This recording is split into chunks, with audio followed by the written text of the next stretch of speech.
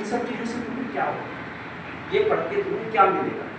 तो बाबा साहब का जवाब था उनको कि ये चारों चीज़ों को पढ़ के मैं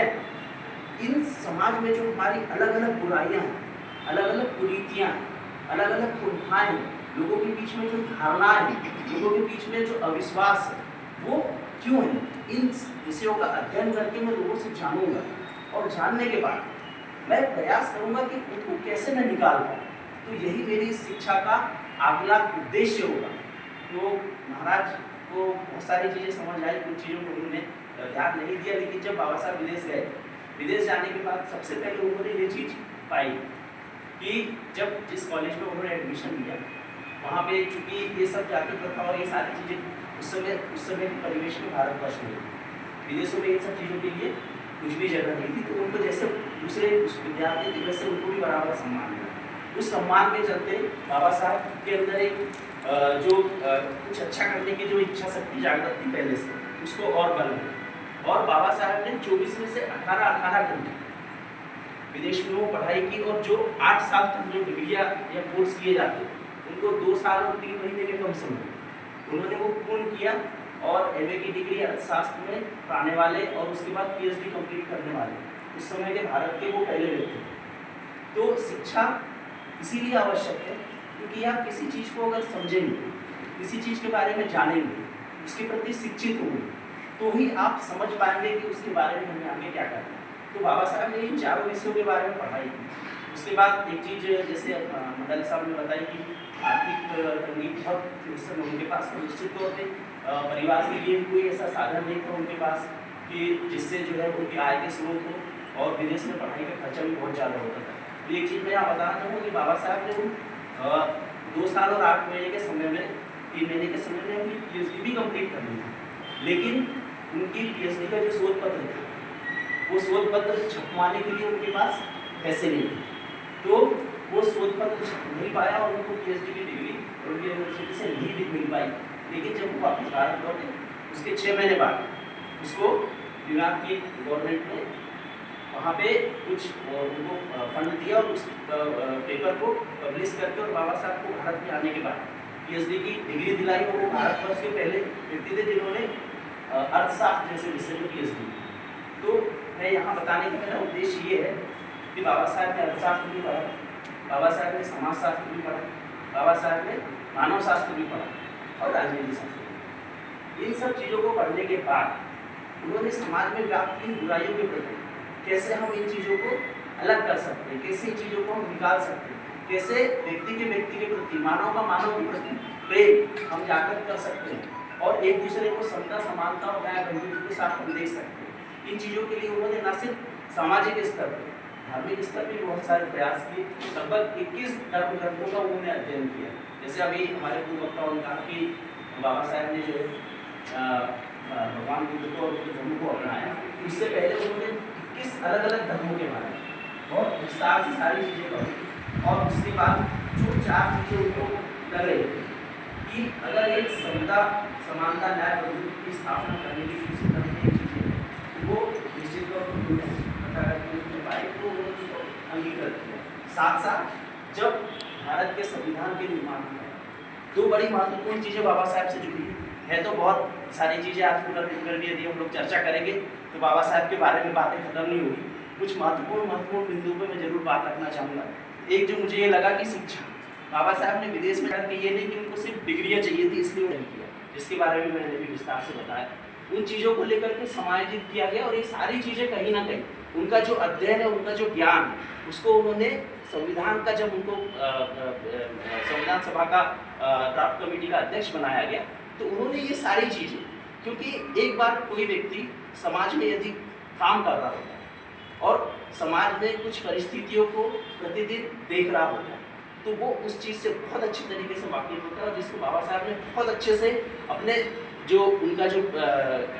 कानून मंत्री बनने या फिर विदेश यात्रा से पहले का जो जीवन काल था, उसमें बहुत अच्छे तरीके से देखा, और उसको हम बहुत सारे कार्यक्रमों में सुनते हैं। मैं आज उस पर बहुत ज़्यादा बात नहीं करूँगा, क्योंकि हर बार हम जब भी बाबा साहब की जयंती की बात करते हैं तो हम इसी बारे में बात करते हैं कि बाबा साहब ने बाहर रह के पढ़ाई की, बाबा साहब ने ये किया। निश्चित तौर पे उस समय की जो परिस्थितियाँ थी उसमें उनके जैसा संघर्ष करने वाला व्यक्ति विश्व में दूसरा कोई नहीं हो सकता। इसीलिए आज भी बाबा साहब को विश्व के 6 जो ज्ञानवान व्यक्ति है उनमें उनकी सूची में उनका नाम रखा जाता है। और आज भी न्यूयॉर्क जैसे म्यूजियम में जो है उनकी कार्ल मार्क्स के बाद उनकी प्रतिमा को स्थापित किया गया है। विश्व में यदि सबसे ज़्यादा किसी व्यक्ति को शिक्षा के बारे में भारतवर्ष की तरफ से जाना जाता है तो बाबा साहब अम्बेडकर को ही जाना जाता है। तो उनका कारण ये था कि उन्होंने ये सारी चीज़ें पहले परिस्थितियों को समझा, उसके बाद उनके अंदर जो ललक थी कि मैं अपने समाज के लिए क्या अच्छा कर सकता हूँ, मैं अपने देश के लिए क्या अच्छा कर सकता हूँ, उन दोनों चीज़ों को जब उनको मौका मिला तो साइमन कमीशन की बात हुई, अध्यक्ष जी ने हमारे बताया। और निश्चित तौर पे जो भी हमारे जो गोलमेज सम्मेलन और जितने भी बड़े अंतर्राष्ट्रीय डेलीगेशंस थे उनमें बाबा साहब ने अपना प्रतिनिधित्व जब किया तो उन्होंने दोनों चीज़ें रखी। और एक जब स्वतंत्रता की बात हो रही थी उस समय हमारा देश गुलामी की जंजीरों में भी था और बहुत सारे सामाजिक संगठन हमारे जो है उस समय अपने जो स्वतंत्रता संग्राम सेनानी है उनके मार्गदर्शन में जो है देश की स्वतंत्रता के लिए भी तैयारी कर रहे हैं। साथ साथ एक चीज़ और आई थी कि बाबा साहब ने उस समय ये कहा था कि मैं स्वतंत्रता के इस लड़ाई में साथ में तो हूँ, लेकिन इस स्वतंत्रता के बाद क्या मेरा समाज स्वतंत्र हो पाएगा, क्या समाज में मेरे समाज के लोगों को वो दर्जा मिल पाएगा जो मेरा शोषित वंचित वर्ग जो आज इन सारी परिस्थितियों को देख रहा है, तो यदि वो मिल पाएगा तो ये स्वतंत्रता मेरे लिए स्वतंत्रता है, अन्यथा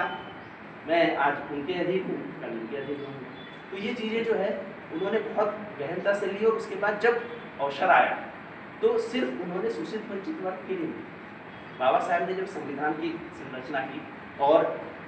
शिल्पकार शब्द जो यूज किया जाता है बहुत ही हिंदी में इसका बड़ा महत्व है। शिल्प मतलब हम लोग जनरली हमारे यहाँ भी शिल्प कला और इन सारी चीज़ों को लेकर के संघ में भी बहुत सारी गतिविधियाँ चलती कि किसी भी चीज़ को तराशना। एक तरीके से उन्होंने उस संविधान को ऐसा ढांचा दिया कि उसमें हर वर्ग, नारी मुक्ति के बारे में बहुत विस्तार से हमारे नेहा मंडालिकाई ने आपको बताई थी हिंदू कुल के बारे में। इसके पहले भी बहुत सारी चीज़ें उन्होंने संविधान में इंक्लूड की और जो हमारे 4 उद्देशिका के शब्द, समाजवाद और हमारे आर्थिक विकास के मामले में, सामाजिक विकास के मामले में और धर्म और संस्कृति के मामले में हर चीज़ों में उन्होंने जितना जानकारियाँ उन्होंने ली थी उनको कहीं ना कहीं से संकलित कर और उनको अमली जामा पहना करके संविधान में ऐसे एक एक बिंदु के रूप में हमारे सामने रखा है कि आज विश्व का सबसे अच्छा संविधान यदि किसी देश में माना जाता है तो भारतवर्ष का माना जाता है। और सभी को पता है कि भारत की जो संविधान सभा बनी थी संविधान निर्माण के लिए, उसमें 7 लोगों को नियुक्त किया गया जब शुरुआत में जो संविधान सभा बनी थी, लेकिन उसमें से 7 में से 5 लोगों ने किसी न किसी कारणवश, एक की मृत्यु हो गई, एक कहीं बाहर चले गए, 2 लोगों को जो है उनके राजकीय कार्यों के लिए जो संगठनात्मक कार्रवाइयाँ होती है उसमें देश के अलग अलग हिस्सों की यात्रा करनी पड़ी और एक व्यक्ति जो है उन्होंने ध्यान ही नहीं दिया इस पर। तो कुल मिलाकर के जो 7 में से एक व्यक्ति थे बाबा साहब, उन्होंने ही संविधान के बारे में सारी जो पूरी जिम्मेदारी थी वो ले रखी थी। तो उनके जो निज सहायक कहते हैं अपन जिसको पीए जो होते, नानक चंद जी, उनके बारे में नानक चंद रत्तू जी का नाम कभी बहुत सारे लोगों ने शायद नहीं भी सुना होगा और यदि नहीं सुना हो तो एक बार गूगल करके देख लेंगे तो उनके बारे में बहुत सारी चीज़ें पता चली कि बाबा साहब के साथ सबसे ज़्यादा समय जब वो विदेश से लौट करके आया, उसके बाद कानून मंत्री और ये सारी चीज़ों की जिम्मेदारी है, संविधान की जिम्मेदारी जब ली, तो उस समय सबसे ज़्यादा जो व्यक्ति उनके निकट रहे वो यही थे। तो उनका ये था कि कई बार उन्होंने अपने कुछ आलेखों में भी ये चीज़ कही है कि जब वो बाबा साहब सुबह से बैठते थे लिखने, तो सुबह से शाम से रात, जैसे आज मैं यहाँ बैठा हूँ एक पानी का ग्लास मेरे लिए रखा हुआ है, ऐसे ही बाबा साहब के टेबल पे भी एक पानी का गिलास है, चाय का कप रखा रह जाता था। तो दूसरे दिन सुबह और दूसरे दिन शाम तक भी वो ऐसा का वैसा रखा रह जाता था और बाबा साहब निरंतर अपना जो अध्ययन और लिखा पढ़ी का काम है वो करते रहते थे। तो उनको इस चीज़ का ध्यान नहीं रहता कि सुबह से शाम हो गई और शाम से रात हो गई। तो इस तरीके से जो डिवोटी होकर के उन्होंने समाज के लिए किया, आज कहीं ना कहीं वो सारी चीज़ें हमको आपको कहीं ना कहीं फलीभूत होकर के मिल रही है। तो आज का जो दिन है, आज का दिन है कि हमारे लिए जो इतना त्याग और इतना बलिदान देकर के और इतना अच्छा संविधान और इतना अच्छा समाज के निर्माण की जो अवधारणा बाबा साहब ने रखी, उसको हम कहीं ना कहीं आगे बढ़ाएं और उसके बारे में हम जहाँ, मैं बिल्कुल ये नहीं कहता कि आप जहाँ है उससे आगे लेवल की आप बात करिए, आप यदि शासकीय जिम्मेदारी को निर्वहन कर रहे हैं तो वहाँ से आप संविधान का कितना पालन कर सकते हो, संविधान को कितने अच्छी तरीके से इम्प्लीमेंट करके और उसका उपयोग जनता के लिए कर सकते हैं। आप किसी सामाजिक क्षेत्र में काम कर रहे हैं तो आप वहाँ जाइए, वहाँ पे उसको संविधान की अलग अलग धाराओं के साथ लोगों को जागरूक करें और लोगों को उनके अधिकारों के बारे में बताएं, उनके कर्तव्यों के बारे में बताएं। यदि आप किसी राजनीतिक दल को बिलोंग करते हैं तो आप राजनीति में रहते हुए, क्योंकि बाबा साहब ने राजनीति और समाजशास्त्र दो शब्द जो है उनको हमेशा विरोधाभासी माना। बाबा साहब का ये मानना था कि यदि राजनीति में समाजवाद और राजनीति दोनों चीज़ों को एक साथ जोड़ करके देखा जाता है तो थोड़ी सी विषम परिस्थितियाँ निर्मित हो जाती है, क्योंकि जब व्यक्ति राजनीतिक तौर पे किसी चीज़ को देखने लगता है तो फिर वो समाज से थोड़ा थोड़ा अपने सामाजिक हितों के परे जाने लगता है। तो कहीं ना कहीं हमको समाज में रह कर और समाज में रह कर के जो चीज़ें हमने पाई है उन चीज़ों पे काम करें और उनको लेकर के कहीं ना कहीं बाबा साहब का जो सपना था उसकी दिशा में यदि हम काम करते हैं तो निश्चित तौर पे हमको अच्छी सफलता मिलेगी और एक अच्छी राष्ट्र के निर्माण जो कहीं ना कहीं हर किसी भारतीय का अपना एक सपना होता है उसकी दिशा में हम बढ़ पाएंगे। बहुत सारे विरोधाभास है, बहुत सारे लोगों का ये मानना होता है कि ये चीज़ ऐसी क्यों है, संविधान में ये क्यों लिखा है, संविधान में वो क्यों लिखा है, लेकिन वो मैं यहाँ से यही कहना चाहूँगा कि वो वही लोग बोलते हैं जिन्होंने इन सब सारी चीज़ों को बहुत अच्छे से अध्ययन नहीं किया है। क्योंकि हर चीज़ का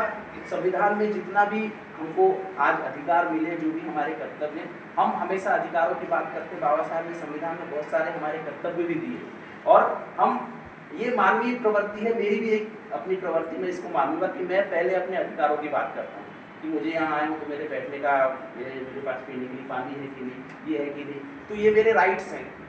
लेकिन मैं आया, यहाँ शांति बनाए रखना मेरी जिम्मेदारी, यहाँ पर यहाँ की जो परिपाटी है उसको पालन करना मेरी जिम्मेदारी, ये मैं अपने कर्तव्यों को भूल जाता हूँ। तो ये मेरे अलावा मतलब हर किसी मनुष्य की ये प्रवृत्ति होती है। तो मेरा ये मानना है कि हमको जो संविधान में जो हमें अधिकार मिले हैं उन सारे अधिकारों के साथ साथ जो हमारे नैतिक कर्तव्य अपने राष्ट्र के प्रति है उनके प्रति भी सजग होने की बहुत आवश्यकता है। और आज का दिन जो है, आज का दिन बहुत विशेष है। बाबा साहब का जन्म जयंती का ये अवसर है। बाबा साहब की जन्म जयंती के अवसर पर बहुत सारे ऐसे उनके सपने थे जिनको कहीं ना कहीं, उनके बाबा साहब ने ये कहा था कि मैंने बड़ी मुश्किल से और बड़ी कठिनाइयों से, ये उनके शब्द थे कि मैंने बड़ी मुश्किल और कठिनाइयों से इस कारवा को यहाँ तक लाया हूँ जब वो थे। अब मेरे जो अनुयायी जो आगे आएंगे वो या तो इस कारवा को आगे बढ़ाए, या यदि कुछ नहीं कर सकते तो इस कारवा को नीचे भी न जाने दें। मेरा अपना खुद का भी एक, जैसे भाई साहब ने मेरा परिचय दिया, तो मैं क्वालिटी मेंटरिंग का पार्ट डील करता हूँ हेल्थ डिपार्टमेंट को। तो उसमें हमारा एक 5S का इम्प्लीमेंटेशन होता है, 5S मानते हैं हम लोग। तो उसमें 5वां S होता है कि हमने कोई भी चीज़ बनाई, उसको व्यवस्थित किया, उसको सुचारू रूप से चलाया और फिर उसके बाद उसको जिस स्तर पे ले गए उस स्तर पर उसको सस्टेन रखना, तो उसको हम 5S कहते हैं, 5वां S। तो बाबा साहब का ये था कि अगर आप इसको कुछ नहीं कर सकते तो जहाँ तक मैंने लाके रखा है उस पर आप उसको सस्टेन करके रखिए, उसको फिक्स करके रखिए, उसको नीचे नहीं जाने दीजिए। तो बाबा साहब के जितने भी जानने और मानने वाले लोग, आज बाबा साहब की 134वीं जयंती के इस अवसर पर इस संगोष्ठी के माध्यम से मैं आप सभी लोगों से, और आप कहीं ना कहीं समाज के बहुत बड़े वर्ग से जुड़े हुए लोग हैं, यहाँ पे मैं बिल्कुल संख्या बल की बात नहीं करूँगा क्योंकि हमारे जो संघ के कार्यकर्ता होते हैं वो समाज में बहुत बड़े वर्ग के साथ जुड़े होते हैं। तो मेरा सबसे आज की संगोष्ठी में यही आग्रह रहेगा कि बाबा साहब की जो विचारधारा, बाबा साहब की जो सोच और बाबा साहब ने जो अपने कारवा को आगे बढ़ाने के लिए जो बात कही, उसको कहीं ना कहीं इस रूप में समाज के हर उस वर्ग में जहाँ आप जाते हैं वहाँ पे इस बात को रखें। और बाबा साहब ने जो हमको संविधान में अधिकार दिए, शिक्षा का अधिकार सबसे महत्वपूर्ण, यदि आप किसी चीज़ के बारे में जानोगे तो आप व्यक्ति के साथ बहस कर पाओगे। और शिक्षा सबसे बड़ा अस्त्र होता है आपको आज के समय में अपने जिस परिवेश में आप रह रहे हैं वहाँ पे सर्वाइव करने के लिए। तो आप यदि किसी चीज़ को जानोगे, उस चीज़ के बारे में पढ़ोगे, तो ही आप उसके बारे में लोगों से परिचर्चा कर सकते हो। और यदि आप नहीं जानोगे तो फिर वही होगा कि उसने ये बताया और हम भी लगे तो ये संविधान में तो ये ऐसा गलत लिखा हुआ, उसमें तो वो गलत लिखा, बाबा साहब ने तो ये कर दिया। बाबा साहब ने बहुत सारी चीज़ें ऐसी की जो बाबा साहब उस समय चाहते तो नहीं भी करते। एक विषय आया था बाबा साहब को जब उनका PhD कंप्लीट होने लगा था, उसके बाद उनको कॉलेज में प्रोफेसर की नौकरी मिली। और एक उस समय 450 रुपये सैलरी उनकी थी, बहुत मायने रखती थी। और उस समय उनके परिवार में बड़ी खुशहाली आ गई थी कि बाबा साहब प्रोफेसर बन गए, तो अब तो ये सारी चीज़ें हमको, जो हमारी परेशानियाँ परिवार के रमाई और माता रमाई और सारे बच्चे सब खुश हो गए थे कि भाई सब कुछ ठीक ठाक है। लेकिन बाबा साहब को वो नौकरी और जो वो सारी चीज़ें थी, वो उस समय जो उनके समाज के प्रति जो उनका उद्देश्य था और जिस उद्देश्य को लेकर के उन्होंने अपनी शिक्षा दीक्षा और ये सारी चीज़ें की थी, उसमें कहीं ना कहीं अवरोध दे रहा था। और उस कारण से बाबा साहब ने उन सारी चीज़ों को छोड़ा और फिर वापस वो अपने समाज के उसमें लग गए। और बहुत सारी ऐसी चीज़ें हैं जिनको लेकर के सिर्फ हम दलित और शोषित या वंचित वर्ग की बात अगर करें तो बाबा साहब अकेले सिर्फ इनके हितों के लिए काम नहीं किया। यदि हम संविधान को बहुत अच्छे से पढ़ेंगे तो हम जब आरक्षण की बात करते हैं, हम जब प्रतिनिधित्व की बात करते हैं, तो संविधान के अलग अलग वर्गों में लगभग पूरे भारतवर्ष के लोगों को उन्होंने समाहित करने का प्रयास किया है कि जो आपकी प्रतिनिधित्व है समाज के अंदर वो उतना होना चाहिए जितना आपकी संख्या बल है। ये सारी चीज़ें बहुत अच्छे से संविधान में लिखी हुई है, लेकिन होता ये है कि हम लोग चीज़ों को पढ़ते नहीं हैं, चीज़ों को समझते नहीं हैं, और जो सुनी सुनाई बातें होती है उस पर हम लोग तर्क वितर्क करने लगते हैं। तो ये सारी चीज़ें हैं, और इनको यदि आप संविधान को एक बार यदि आप पढ़ लेंगे तो संविधान में बहुत सारी चीज़ें ऐसी हैं जिन चीज़ों को लेकर के निश्चित तौर पे विश्व में इतनी अच्छी एकरूपता किसी देश में नहीं है जो भारतवर्ष में। बाबा साहब का ये मानना था कि भारत जब स्वतंत्र हुआ, स्वतंत्र होने के बाद कोई दिशा हमारे पास नहीं, सबने मिलकर स्वतंत्र तो करा लिया, लेकिन देश को आगे चलाने के लिए, देश की अर्थव्यवस्था को आगे बढ़ाने के लिए, देश के सामाजिक परिवेश को आगे बढ़ाने के लिए, देश में सामाजिक समरसता लाने के लिए बहुत सारी चीज़ों के लिए कोई रोड मैप नहीं था। और जब संविधान निर्माण की बात है तो जब संविधान के लिए बाबा साहब ने ये सारी चीज़ें ली तो कहीं ना कहीं से उन्होंने इन सारी चीज़ों को उसमें समाहित कर दिया।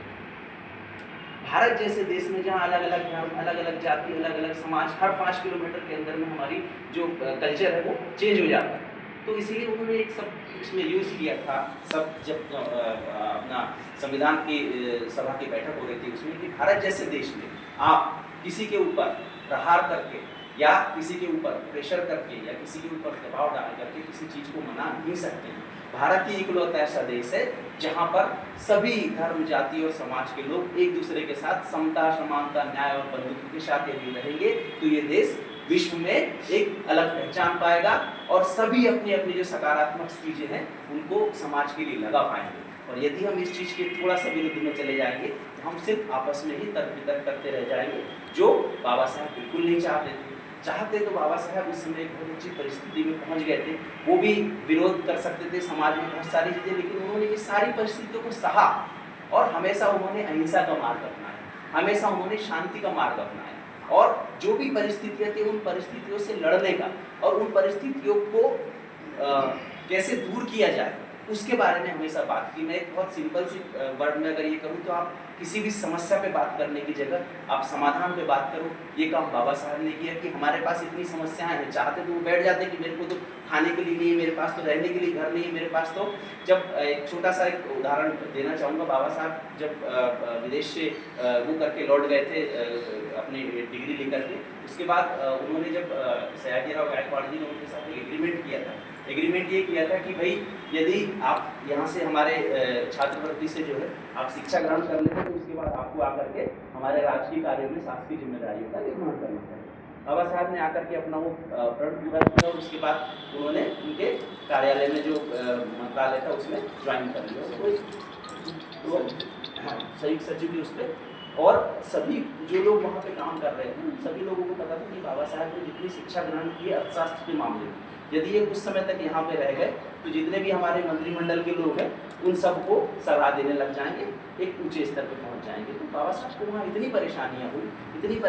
हुई कि उनको रहने के लिए घर नहीं,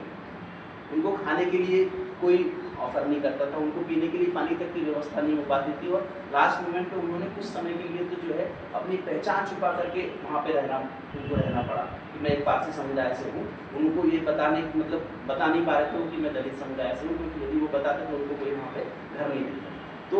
वापिस आ गए, वापिस इसीलिए आ गए क्योंकि ये सारी परिस्थितियाँ चाहते तो उसके बाद वो छोड़ देते, बोले मुझे क्या करना। मैं तो अपने समाज को और इन सारी चीज़ों को यहाँ छोड़ता हूँ, और मैंने जो क्वालिफिकेशन किया 2.5 साल में, इतनी मेहनत करके मैंने इतनी पढ़ाई की और ये सारी चीज़ें की, मैं इसका उपयोग करूँ अपने जीवन और अपने परिवार के लिए। लेकिन एक बार पे बैक टू सोसाइटी, वो उन्होंने हमेशा अपने लिए रखा, और जाते जाते उनका जो अंतिम मैसेज था समाज के, वो यही था कि आप आज जहाँ यहाँ आप कैसे पहुँचे ये आप जानते हैं, लेकिन इसके बाद आपके नीचे जो है उसके लिए कुछ ना कुछ आप करिए। पे बैक टू सोसाइटी, अपने समाज के लिए कुछ ना कुछ जरूर दीजिए। जरूरी नहीं है कि सिर्फ आप आर्थिक सहायता लोगों के लिए कीजिए, सामाजिक सहायता भी बहुत इंपॉर्टेंट। लोगों को शिक्षित करिए, लोगों के बारे में सामाजिक जानकारी, सामाजिक जागरूकता के बारे में बात करिए। तो ये छोटी छोटी चीज़ें और बड़ी महत्वपूर्ण चीज़ें हैं जिनके बारे में